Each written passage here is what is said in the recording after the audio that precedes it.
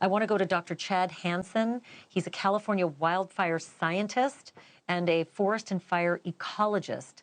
Dr. Hanson, can you hear me? I can. I can only imagine. I don't know your line of work, but I do know the pictures I'm seeing and the blowing embers that I've been watching all night, and the meteorologists' reports that these gusts are expected to go to 100 miles an hour tonight. None of that is good news. It's not. This is the most extreme kind of fire weather that we experience, and these Santa Ana winds in Southern California in the fall and early winter. This is when it happens, and we get these bone-dry conditions and extreme wind gusts, and that can drive flames very, very intensely and very rapidly. Dr. Hanson, I'm doing some updated notes here, so forgive me while I look away from the camera and just sort of read the material that I'm getting in. Parts of Santa Monica are now under evacuation order.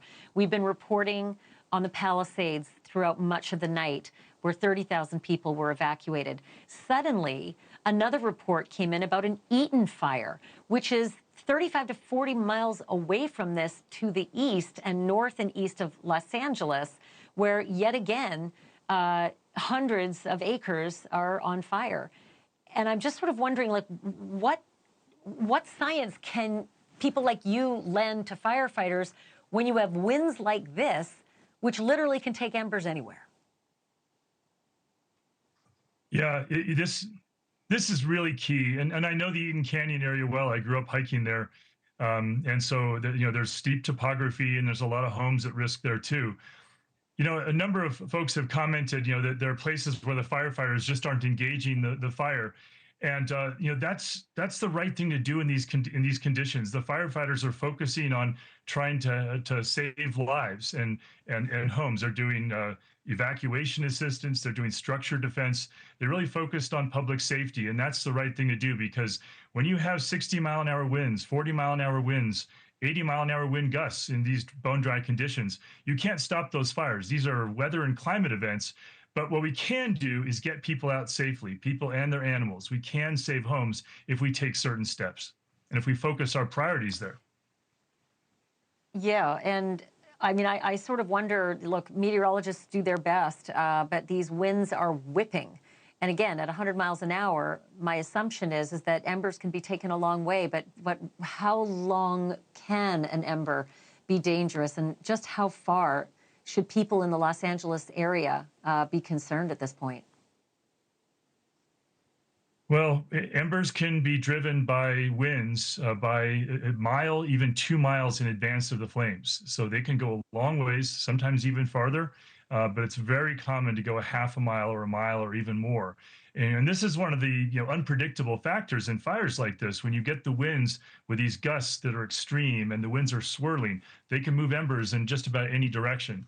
And so you get new fires starting quite some distance from the main flaming front. And so again, if we focus on public safety, and that really seems to be what the firefighters and the first responders are doing, and that's the right thing to do. That is exactly right, because they can't, you can't fight a fire like this. It's like you're trying to fight the wind, and you can't fight the wind. But what we can do, what we have control over, is trying to make communities fire safe in advance of fire season, and then when fires happen, focusing on public safety and structure defense. Yeah, I mean, Dr. Hanson, I'm really glad you said this, because that has been a constant report tonight, is that everything's burning behind me and I can't see firefighters anywhere.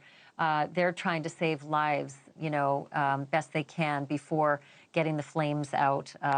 So listen, I really appreciate you, reiterating that and bringing that to the forefront. At this point, this is a crisis of human proportions. It's important to find those who need to be found, and then obviously battle this fire. And hopefully it's not going to jump even more communities after tonight. Thanks for watching. Go to joinnn.com to find NewsNation on your screen. And don't forget to click the red subscribe button below to get more of NewsNation's fact-driven, unbiased coverage.